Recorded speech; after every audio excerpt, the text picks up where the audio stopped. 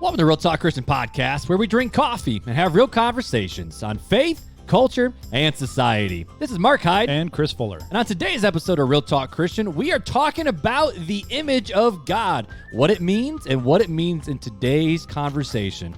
Fuller, you ready? Let's go.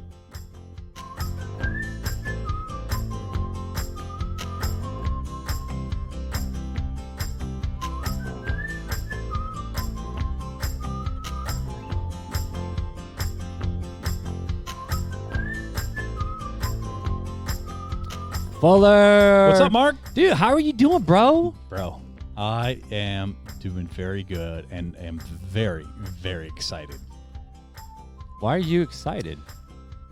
So, Bro, do you have some happy? You have some happy juice in your cup? That's not coffee, is it? It's cat poop coffee now. Sorry, that was a little inside joke between Mark and I. Oh, goodness. Anywho. Anyways, no, I'm excited, man, because we have our 50th episode, the end of season 1 finally coming up. Dude, we've almost made it a whole year. We almost made it a whole year. Yeah, so that comes up on July 9th is our 50th episode. 50. We're getting close. We just got out of our Ask RTC Anything, part 1 and part 2. Part 1 and part 2. And we're just a couple weeks away, dude. Dude, just a couple. And what's happening in a couple weeks, Mark? What's going on? The birthday of America. Well, that. But what's happening after our 50th episode, Mark? What happens on July 10th, Mark? We're going to Disney. No, Mark, that's not what We're doing our live giveaway drawing for the Mega Swag Bag. Dude, you were...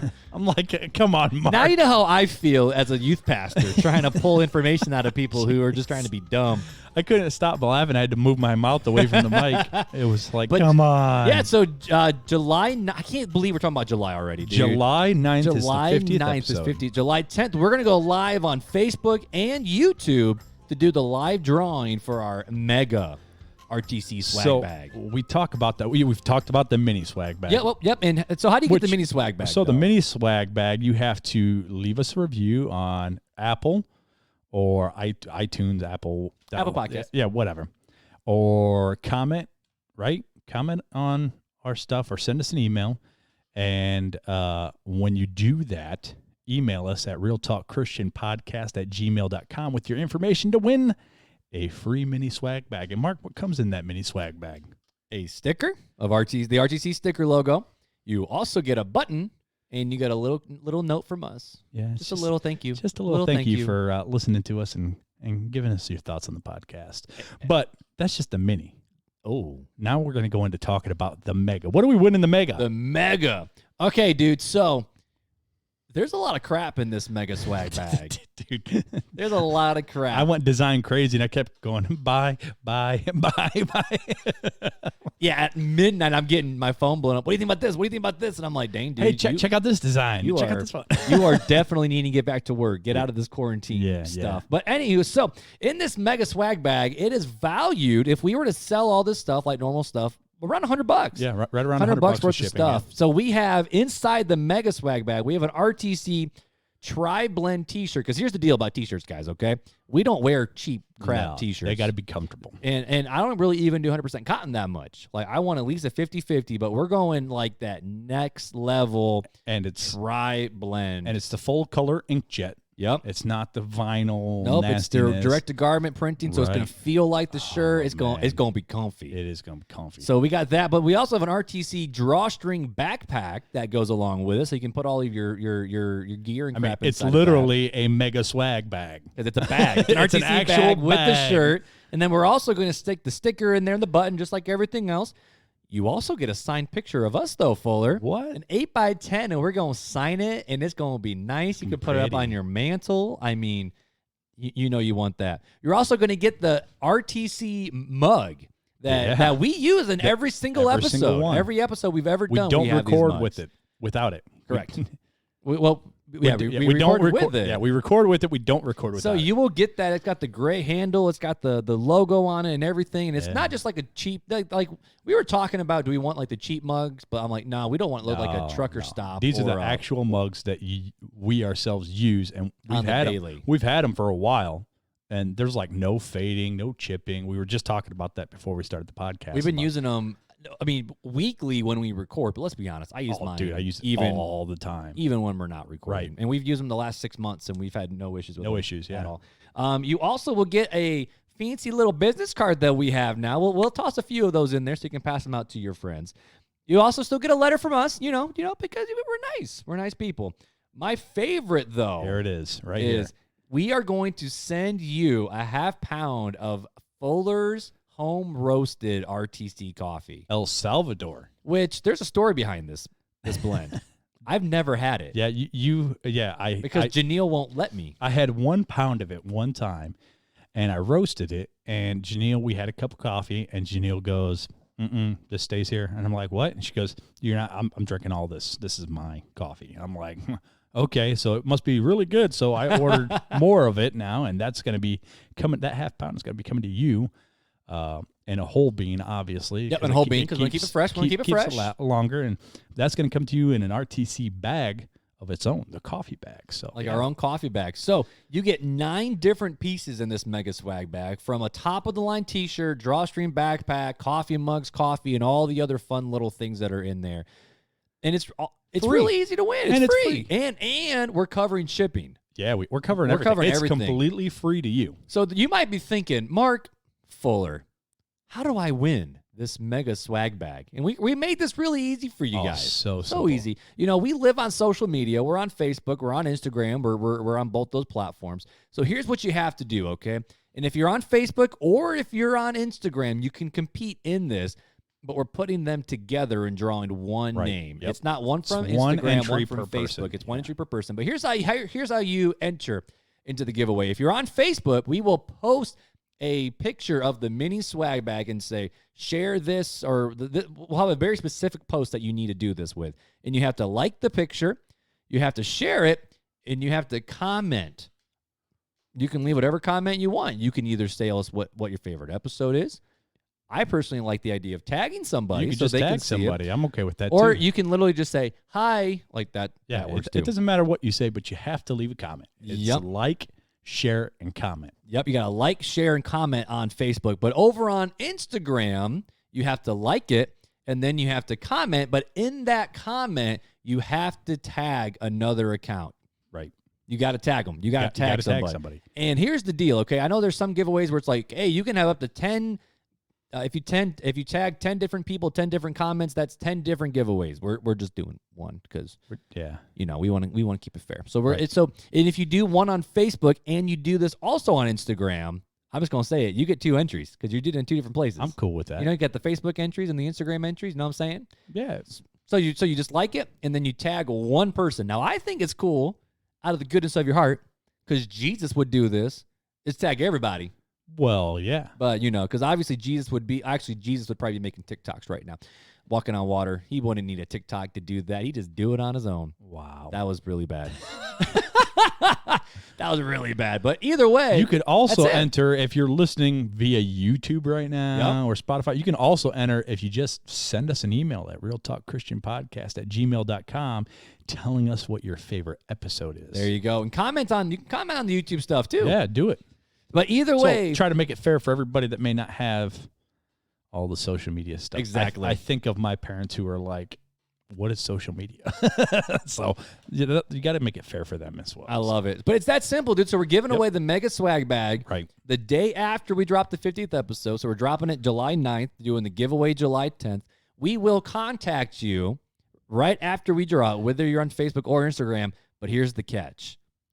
Oh, it's a big one, too.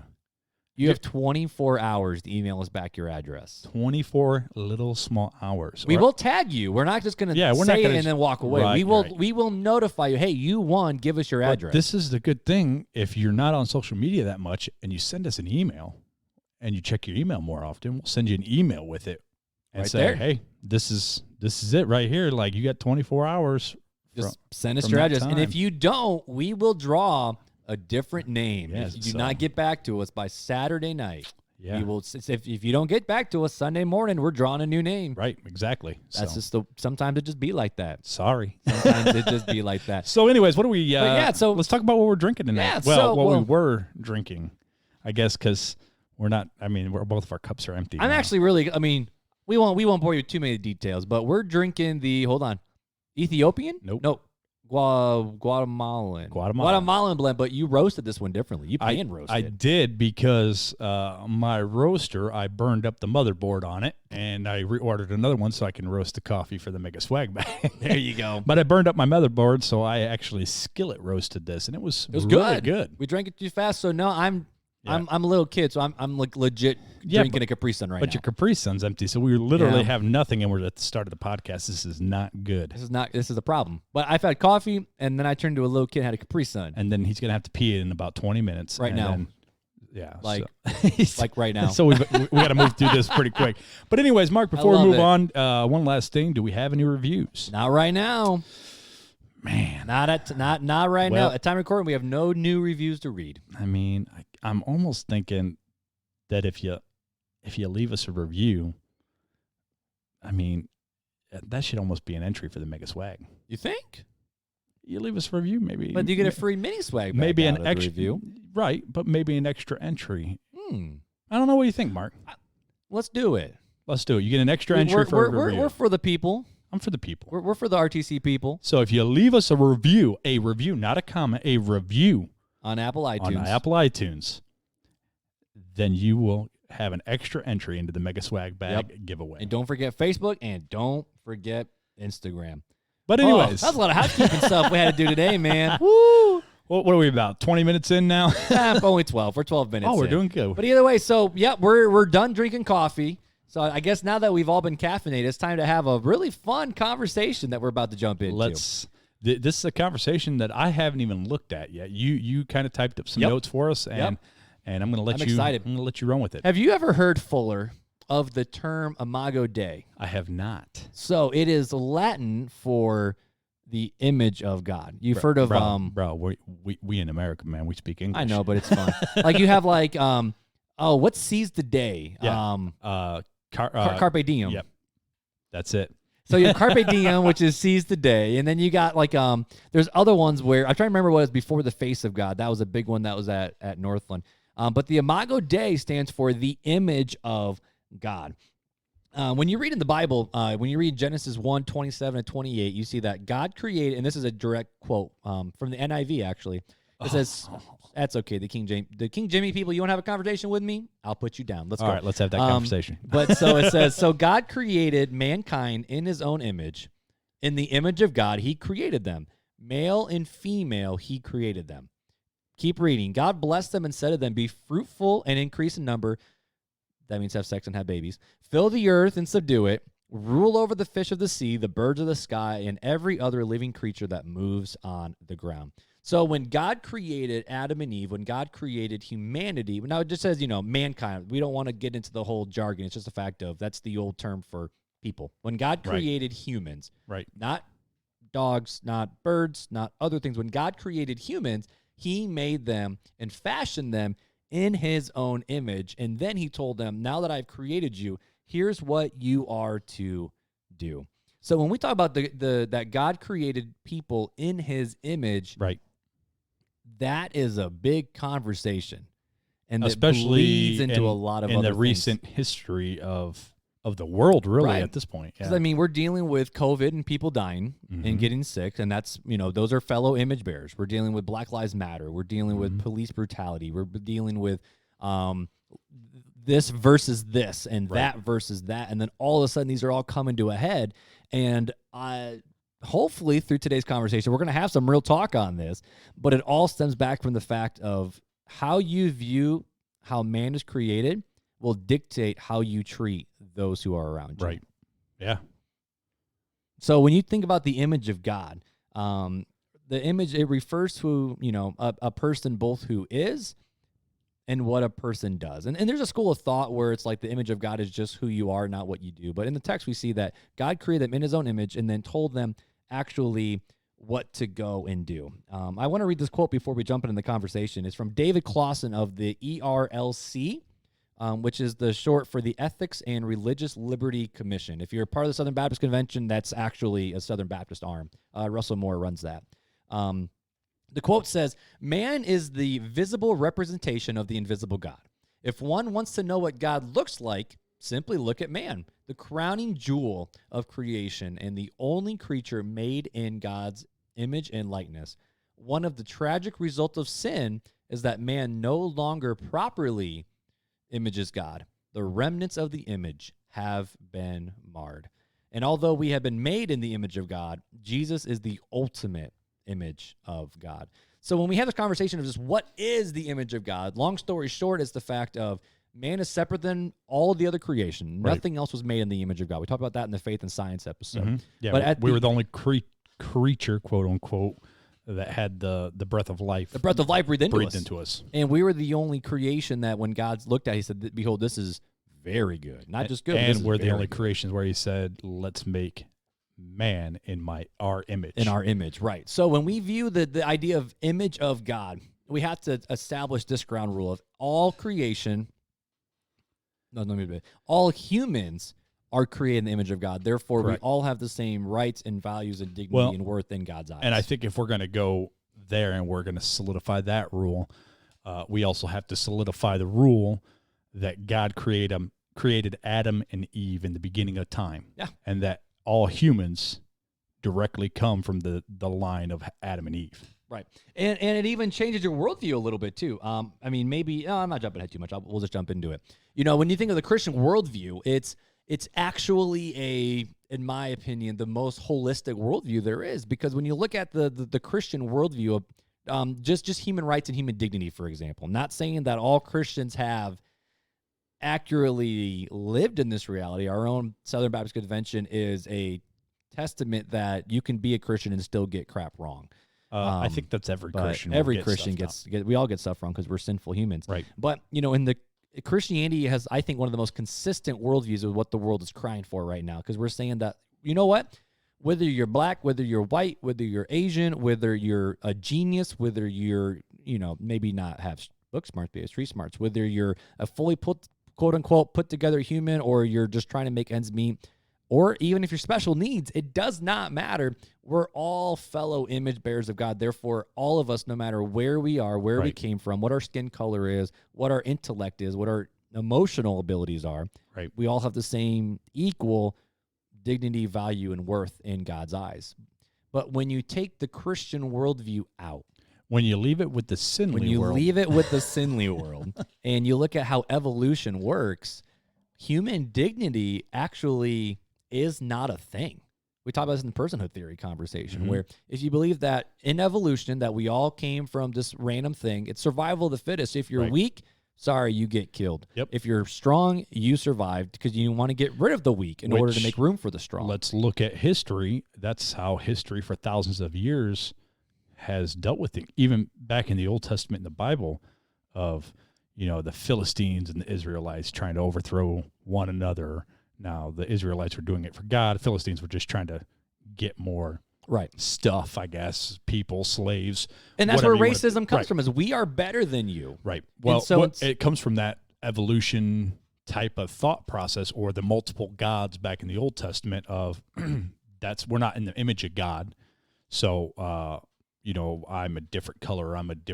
My mind works differently, so I'm superior to you. Or on the vice versa, you can also have the I'm inferior thought process. It doesn't just have to be I'm superior over this race. It could be I'm inferior to this race, because we saw that with the Israelites as Moses brought them to the promised land and they saw giants. They thought they were inferior. Like, we're in the image of God. There's no difference between them. Yeah, they're a little bit bigger, but but we're all made in the image of God. Right, but exactly. It's more so the fact of, with the Christian worldview, we have the most consistent worldview where it's all made in the image of God. Right. And if you take Christianity, we do now. We have that because yes, throughout history, the Christian worldview has not always been that way. Again, I look back to the Crusades of the infidels and all that stuff, and how wrong and how unbiblical that was. They didn't value that those people, even though we have odds, all come from God. We're all image bearers of God, and we all descend from Adam and Eve. And in reality, it should make us more humble. Right. You know, I mean, we're not better than anybody. Like, honestly, if I look at all around the world, if anything, I should be humbly serving other people, not putting myself up on a pedestal because of that. But at the end of the day, if we look at worldviews, if we look at the clash of cultures right now, if we look at the clash of racism and injustice and lack of mercy and all these different things that are happening, the Christian worldview has the answer to these things, whereas the secular worldview doesn't. Because if you're trying to keep a consistent worldview, I'm just thinking of today's culture. We'll get into it in a little bit. But, okay, so Black Lives Matter movement, for example. The cry right now is Black Lives Matter. And yes, they do. 100%. Black Lives Matter. And I just, because I don't know who's listening to us right now, I just want to state, because I've had a few conversations with people, it's not that no other lives matter. Right. That's not what the movement's about. It's about we matter too. Correct. And that's the what I want to state out there, because of this whole, well, no, all lives matter. Or what about police lives matter? Or what about this? And it's like, that's not what they're saying. That's not the message they're carrying out right now. The message that's being carried out is that they matter too, because that community of our fellow brethren feel that they have been oppressed. And throughout a lot of the recent 500 years of history, people have mistreated that community. Even here in our country, but not only in our country, even in Africa. I mean, it's just, and I'm not claiming to be a master historian on it. I just know from the little history that I do know that this community of people, if I look at the Jewish community of people, if I look at the Irish community of people, there's several people that have gone through some tough situations and throughout history. It's just our African-American brothers and sisters definitely have a more recent issue with it. Yeah. So and Black Lives Matter is different. Me saying that is different than the community or the organization that was started with it too. Right. But yeah, we're not saying we affiliate or support any organization. No, we're just having a conversation. We're just having a conversation. And so, with this cry of Black Lives Matter, Christians should be standing up and going, yeah, you're right. We should. But if you see a lot of Christians are doing. Yeah, I actually love what J.D. Greer, or the president of the Baptist Convention, actually said about it.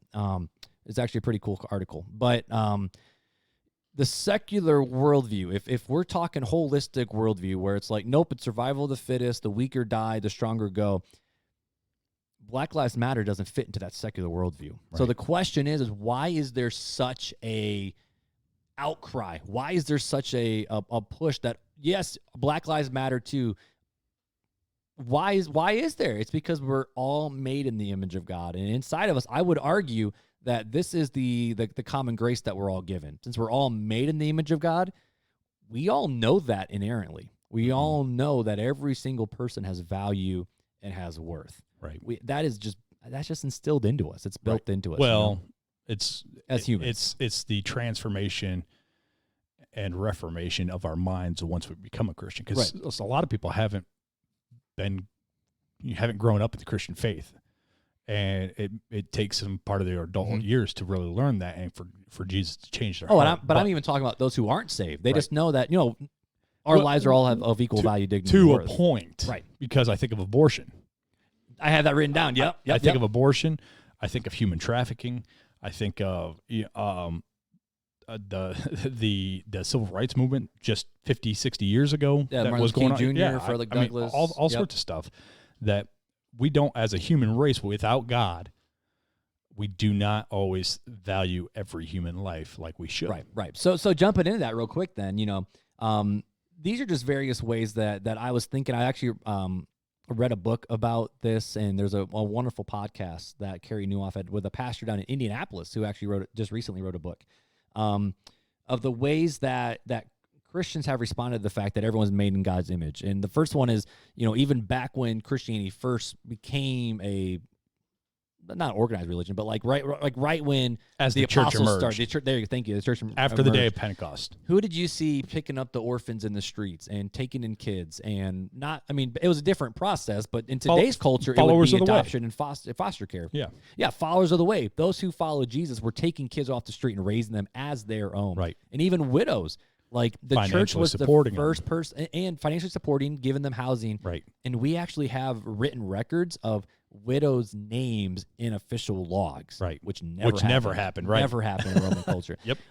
So many hospitals have been started by Christians, whether Catholics, Methodists, Baptists. the biggest hospitals in America, the oldest ones, are all religiously based. Sunday school was started. I thought this was interesting. Sunday school was started to teach kids how to read and write. That's it. Like, it wasn't started to learn more and have Bible study like that. They did that, right. But it was actually a Christian man who's like, my community's illiterate. Let's bust them in. We'll have Sunday school, teach them how to read and write. Oh, the service is right afterwards, so that's perfect too. Right. But it started as another schooling so that they could learn how to read and write, because there was not a school system. In fact, even education was a lot of fueled by Christianity. The biggest, oldest universities were Christian-based. Right. I don't remember if public schools were started by Christians or not. I'm trying to remember that. I feel like I want to say that they had their hands in the beginning of it to stop the poverty of it. Slavery, even though this is a bit of a conversation, those who were most against slavery, specifically over in England, I always forget the dude's name. The movie Amazing Grace was about him. I was just singing that song in my head because that's exactly what I was over there. He was a Christian, and as he was reading the Bible, he was a slave trader at first before he came to Christ. And he read the Bible, and he found out that no, we're all made in the image of God. Right. Therefore, we're all image bearers. Therefore, we all have equal value, dignity, and worth. So we stopped selling people as property and started actually rescuing and redeeming them. Right, exactly. Like, it's just super cool. Abortion's another one. The fact of, if all human life has dignity and worth, whether you're born yet or super old, euthanasia, Christians say no, that baby in that mom's womb is a person and has the values and dignities that from conception, like we learned about with Sarah Nass in the Femme conversation. Exactly. And no one argues that. That's where the personhood, what makes a person a person. Yep. Well, if you have a consistent worldview, you don't even need to ask that question. Yeah.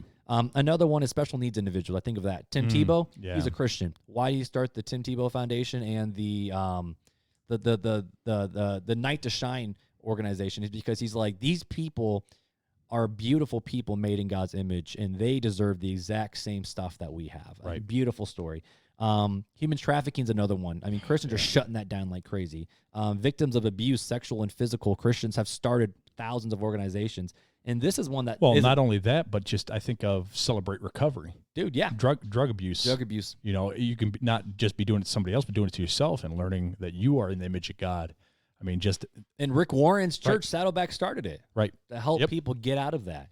And then the last one, this is super cool. There's a church in L.A. that I follow. There's a ministry called Triple X Church, and their entire job is to go and reach out to those who are They might not be slaves, but they are trapped in the sex industry, whether by prostitution, whether by strip clubs, whether by whatever. We see that. They minister to these people. But we see that from back. That's exactly what Jesus was doing. I mean, it's assumed that Mary Magdalene was of a brothel. You know, that's the assumption that's made. But then I also think of the Samaritan woman who had, many husbands and many lovers. And what did Jesus, what was like, that's who he ministered to. Besides saying that he was God, which I think is really funny that people say, like, oh, Jesus never claimed to be God. It's like, he said, blind. I am. You're blind. Why do you think the Jews wanted him dead? Right. But they hated, they wanted him dead because he claimed to be God. Right. They hated him because he was friends of sinners. Right. Not the religious folk. Right. He was a friend of And just sinners. like he said, a doctor doesn't come to heal the people that don't need anything. He comes to heal the sick. Right. So right off the bat, you see that Jesus is the ultimate fulfillment of viewing all men as created equal. And when we have this conversation of everyone is made in the image of God, as Christians, we need to look at our culture and our community and ask the question of, when I see a fellow person, whether they're in our church, whether they're at Target, whether they're at Starbucks, whether they're homeless on the street, do you instantly go, I'm no better than him because he's also made in the image of God? Not only that, but that regardless if they are saved or not saved, that is a son or daughter of God. Right, 100%. If you think about, as a parent, your children are image bearers, quote unquote, of you. They look like you. A lot of kids have similar attitudes to their parents because of their learned traits. Mm-hmm. They are image bearers. Now, unfortunately, as a non-saved person, there's two fathers. There's the Father God, and then there's the father of this world. I call him the evil stepdaddy. That's what I like to call him, the evil stepdaddy. That's about as Disney as it gets, dude. But that's what it is, though. If you think about it, like, God is our actual father, right? Yep. He's everybody's father. And Satan has come and torn the family of God apart. So he's the evil stepdaddy. And all he wants to see is the destruction. I think of Cinderella, man. Yep. That's where my mind went. That's instantly. what it is, too, yeah. So, you know me, I'm a Disney dude, so. Disney, bro. Disney. Man, that'd be some cool swag to have, like, RTC, but in, like, Disney letters. Sorry. Anyways. Y'all can't see what my face just did. I went, oh, no. He would wear it. Anyways, yeah, but, I mean, that's the thing. It's the father of lies. As an unsaved person, they're following the father of this world, and they're bearing his image, even though they still look like, I think of kids with their step-parents. Like, they don't look like their step-parents, but they could pick up characteristics of their step-parents. Well, that's how unsaved people are. They picked up characteristics of the evil stepdad, Satan, but they are still in the image and look like God. Right. Like, that's where all the beautiful things you see from people, that's made in God's image. Right. And it doesn't, and that's why, that's why murder's wrong, because, right off the bat, I mean, Genesis 9, Jesus says, whoever sheds the blood of a man isn't just killing just some generic animal. He's killing a fellow, not just a random, but a fellow image bearer. Well, and where did Jesus say that anybody who wasn't to your liking is not your brother? No, as a matter of fact, and this is where it blows my mind with where the church has screwed up in the past and in the history. Jesus says, how can you say you love me yet hate your brother? Little louder for people in the back. And if we're a little louder for the people in the back. I'll let you say it again. But if we're image bearers, if we're all image bearers, like we read in Genesis 1, we're all made in the image of God. Therefore, we are all, as humanity, image bearers. Yes, there's corruption as sin, but that means we're all brothers, sisters. I mean, it said brothers in the New Testament. That's what Jesus is speaking to, but it means everybody. Mm-hmm. But how can you say you love God and yet you hate your brother? Like, to me, that's the answer is it's impossible. Like, that's the answer. So, it's so right there, if you're not going to follow the true Father by loving your brother and loving God, if you hate your brother, you're not loving God, so you're loving the father of this world, which is Satan, the evil stepdad. Anyways, that's my 2 cents. It's just cool. I mean, and it's a lot of this, so many Christians, I feel like, are not going into today's world. I don't feel like a lot of Christians are having these Black Lives Matter conversations well. Now, I think part of it is because we don't live it. We don't see it. I mean, especially if we're white. But at the end of the day, we need to have an understanding. And this goes so far above Black Lives Matter. This goes against the grain of all thought, abortion and everything, with the fact of we are so made far in God's as image. Or so far as, like, again, what Jesus said, of even hating your brother. Yep. Of even just not, it doesn't have to do with bodily harm, just not wishing ill on somebody else. Yeah. So let me read some scripture that speaks into that. So in James 3, verses 7 through 12, it says, every kind of animal, bird, reptile, and fish is tamed and has been tamed by humankind, but no one can tame the tongue. And we talked about this in one of our we did. It is a restless evil full of deadly poison. With the tongue we bless our Lord and Father, and with it we curse people who are made in God's likeness and God's image. There it is. Say it again. With the tongue we bless our Lord and Father, and with it we curse people who are made in God's likeness and image. That's us. How often do we? I mean, James even says it should not be this way. It's been like this. This is nothing new. No, this is nothing new under the sun. I mean, we have several scriptures. It's just that point right there. If that doesn't convict somebody, I'm ready to turn off the podcast now. I mean, what are we even doing here? I mean, we're giving you the scripture that speaks out against it, and there is nothing new under the sun. And this is something that the church, from the beginning, obviously it's back in James, from the beginning of the church, that we've had to speak out against. All humans, black, white, red, brown, purple, whatever color you want to be. Purple. Orange. If you eat too much carrots, orange. But we are all made in the image of God. And right now, our black brothers and sisters feel like they are being downtrodden and have been for years. So why aren't we trying to encourage them And why aren't we saying, yes, you do matter. You are the image bearer of God. You are. And it's so hard. It's like I think of a spouse that has been abused by another spouse. I'll go a woman and a man. I'll say the man's abusive just because that's what my mind goes to. And that's usually what happens. But let's say the man's abusive and they have something called Stockholm Syndrome, right? You ever heard of Stockholm Syndrome? It's where like you're in love with the person that's holding you captive. Oh, Stockholm. yes. So if you look at a lot of these abuse cases between spouses, that's typically what happens why they stay. Stockholm Syndrome, either they still love them or they have kids involved and they can't see something, they can't see a life without that other spouse.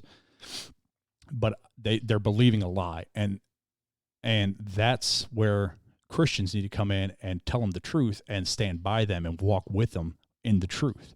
And that's what we're seeing now. For so long, the church has put off really standing by our black brothers and sisters and saying, no, you're right, you are worthy, and we're going to stand with you as a church.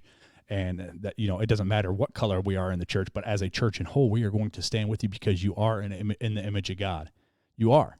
And we're going to stand with you. And the same goes to that the abused spouse. Like, you're made in the image of God. We're going to stand next to you. Right, exactly. In any facet of life where the image has been trampled by the enemy and made to seem less worth than what a person actually is, we as Christians should stand against that and stand with them. For aborted babies, we need to take a strong stance again as Western culture Christianity. And we haven't. We've kind of laxed off in the past 34 years against it, and it's slowly been creeping further and further along now because we don't take a strong stance. We need to take a strong stance against injustice towards humanity. Because what does the Bible verse say? Is it Micah where it's like, seek justice, love mercy, walk humbly with your God? Yeah. And you're getting fired up over there, bro. So can I speak into the abortion one a little bit? Go for it, man. So many church like this. This makes me think of the what Beth Schneider was saying, why she got into foster care. I'm thinking back to that episode. Beth, I do not owe you royalties from me talking about this. Okay, that's what she texted me once, and she's like, you guys mentioned me a lot in your podcast. When am I going to start getting some money kicked back? Well, it's more the fact of, sorry, we don't have money. So, and it's also the fact we also mention all of our guests a lot. Like, we mentioned Soche, we mentioned Paul, we mentioned Justin, Tibbs. we mentioned Tibby, we already mentioned Sarah Nass. So if you want to have your name shouted out a lot, come be a guest. We are good free marketing for anybody that wants to be on. Even if you're a teen like Eli, Jagger, Colby, Carly, all you people. But we either called way, out Cassidy a lot, and she's not even on here. Nope. But anywho, but anyways, no. But so I think back of so many times as Christians, as the church, we're so much about don't abort the baby, don't kill the baby, don't do all these different things, and we just think and care about the mom in terms of just don't kill the baby. But do we come alongside moms who we say, you know what, abortion's wrong, don't do that? Oh, good luck to you. Yeah, and that's what happens. That's what happens all the time. Or it's like, well, if you don't want the baby, just send it into the system for adoption. Well, how many kids are sitting in that system right now and not being adopted or fostered and are suffering? Or are stuck in terrible foster situations that you sadly hear about all over the news. Where are we at, church? I mean, you want to speak out against it, but you don't want to do anything to follow up. We're so pro-life while the baby's in the womb, but not pro-life once that baby's born. But that's how we are with racism as a church. Oh, here we go. That's how we are. We'll speak out, racism's wrong, and then just leave it. And that's where our African-American community, our brothers, our sisters, our families, because they are family, that's why they're so frustrated right now. That's why we have all these riots going on right now.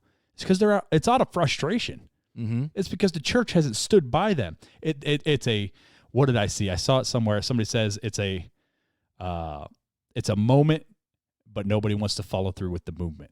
Oh, wait a minute. Whoa. Like, that's so true. It's a moment. Everybody wants to stand in the moment, but nobody wants to follow through with the movement. It's like, whew, that's big. And we see that with so many things. And that's what I'm thinking of the abortion thing. We're pro-life, but then we're not pro-life after that baby's born. We just let them get stuck. And that's why like Beth, that's why she heard that sermon of we're pro-life before, not after. Right.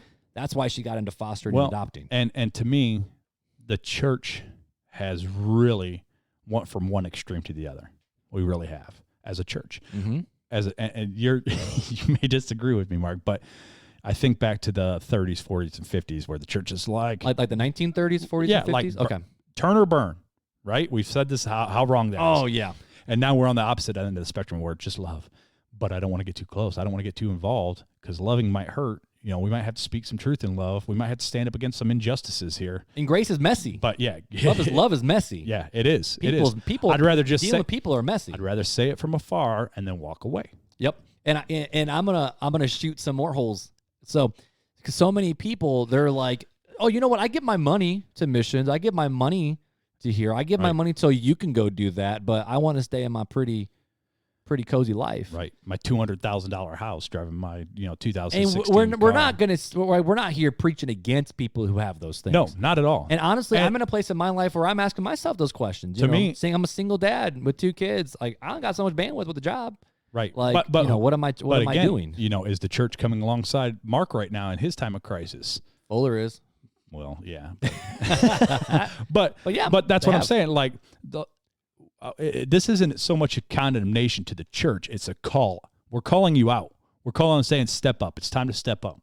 It's time to step up for our brothers and sisters that are black. It's time to step up for those babies that are being aborted. It's time to step up for those abusive spouses and all the injustice in the world. It's time to step up and be the church and be the bride that Christ wants to come back and get, because we're not right now. We'd rather live in our cozy little houses and keep distance and love from afar and send money to missions rather than being the missionaries ourselves. So, dang. Sorry, you got me all riled. I didn't even think I was going to get riled up on this episode, but I'm riled up. I got you all wild up, man. So I'll end my thoughts with a quote from good old Wayne Grudem. All right. Wayne Grudem from his Systematic Theology. If you want the smaller version, I got you, but this is from his big boy Systematic Theology. When he was writing about the image of God, he said this: every single human being, no matter how much the image of God is marred by sin or illness or weakness or age or any other disability, still has the status of being in God's image, and therefore must be treated with the dignity and respect that is due to God's image bearer. This has profound implications for our conduct towards others. It means that people of every race deserve equal dignity and equal rights. It means that elderly people and children yet unborn deserve full protection and honor as human beings because they are image bearers. Right. And this Systematic Theology wasn't written that recently. No, it's old. This sucker's been around for, I'm trying to think, did he drop it 15 years ago? And even before then, I thought it was like 20 or 25 years ago. I don't know. It used to be on my shelf, but now I have the digital copy. But so it's back to, but Wayne Grudem flat out said that since we all are made in the image of God, and it goes back to that verse in Colossians 3 where there's neither Jew, nor Greek, nor slave, nor free, circumcised, uncircumcised, barbarian, or Scythian, or whatever. In Christ, we are all in all. The fact that Christ levels the playing field of everybody. Right. In terms of, doesn't matter if you're black, doesn't matter if you're white, doesn't matter if you're Indian, doesn't matter if you're Asian, doesn't matter if you're Latino. It don't matter. We're all image bearers in God. Whether you're unborn, whether you're old, whether you're a genius, whether you're not, whether you have special needs or you're quote unquote, I don't like the term, but normal. It doesn't matter. That ain't me. Yeah, we know. It don't matter. Right. It does not matter. Why? Because God created us all in his image, and everyone is worthy of that dignity and respect. Okay. That's my thoughts, bro. I'm going to end it with my final thought here. And it's going to be real. It's going to be short for Fuller. It's going to be short for Fuller. Short for Fuller. It's going to be my height. You matter to God, and you are everything to God. It's time for you to be everything for the church. It's time for the church to step up and be your everything too. That's all I got. Bam. And I will say this, and since you mean everything to God, that's why Jesus came to die for you, so you could be reconciled to the Father. Because that's love. Here in his love, not that we love God, but that God loved us and sent his Son to be the propitiation for our sin. I just combined 1 John and Romans. But damn, that's at the end of the day, we're all made in God's image, and God loves his creation all equally. And Jesus, last time I checked, Jesus came and died for the world. That's kind of everybody. For God so loved the world? No, for God so loved the clean. Oh, that's what it is. For God only loved the really righteous and religious people. And rich. And rich. And clean. Yeah, that's... Last time I checked, that's what nobody has ever said. No true Christian should ever say. So, long story short, it's time to put your money where your mouth is, church. There you go. I love it. Bro, I feel tense after that. I'm like, how do we even segue out of that? But you know what? We've been doing this for, what episode is this? 48? 40. We have had, this is Fun Facts with Fuller. Because if you're new to the podcast, we talk about Fun Facts with Fuller. At the end of every episode, actually, the first episode, I was like, sprung it on me. sprung it on you. You weren't ready. We went back and listened to it, and it was really funny. Yeah, it was hilarious. But anyways, we do this because sometimes we get into some heated debates. Mark and I do. Sometimes we get into some serious world topics like tonight. That's just way and heavy, this is just man. kind of like, all right, we've hit hard on this. We're gonna open a window. We're opening a window. We're gonna let the breeze in. Yep. Yeah. So that's what the Fun Facts with Fuller are about. And a fun fact about this fun fact, I don't know this one. Well, I accidentally read the word Star Wars, so I just know it's that. Yeah, but Fuller, what's right. our fun fact to end the podcast on today? Fun fact of the day. Did you know, Mark, that Star Wars Yodas, plural? Yodas with like his Baby Yodas? He owns Yoda. Yoda's like Yoda's phone. Okay. Like he owns it. Okay. Apostrophe S, not ES or Okay. S. Okay. Keep going. Okay. Anyways, so Star Wars Yodas were inspired by his looks were inspired by Albert Einstein. Did you know that? No. Wait, what? Hold on. This is why I didn't want you to read it. Where his looks were inspired by Albert Einstein. When Star Wars special effects artist Stuart Freeborn considered what kind of appearance he wanted to give his sage Jedi mentor, he got inspiration from a guy generally associated with smarts, Albert Einstein. A photo of the theoretical physicist hung on his office wall, and his eyes and wrinkles gave Freeborn just the finishing touches he was looking for. Okay, I could see it, but I did not know that, dude. But look at the hair of Yoda. That's what I'm saying. It's the hair. It's that wispy, like craziness. Kind of the dome right around the sides, and it's wispy, and he's a genius. He's Yoda. He's the master. Right. He's the master Yoda. So Master Albert Einstein. Theory of relativity, was that Albert Einstein? I don't remember. And Yoda used the Force to overcome the theory of relativity? Maybe? I don't know. Maybe. There's some fan fiction for you. For you Star Wars buffs out there. Someone do the research for me because I'm not. But either way, we have had so much fun. We hope you guys had a good time with this conversation. But please reach out to us. Bro, we always joke, like, we don't want this just to be a conversation between you and me.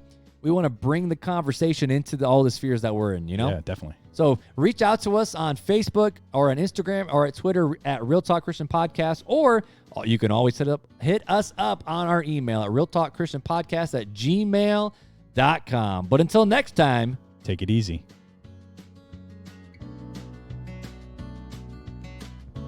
Thank you for listening to Real Talk Christian. To help get our podcast into the ears of other people who need to hear these conversations, we would love for you to leave us a review on Apple Podcasts or Google Podcasts.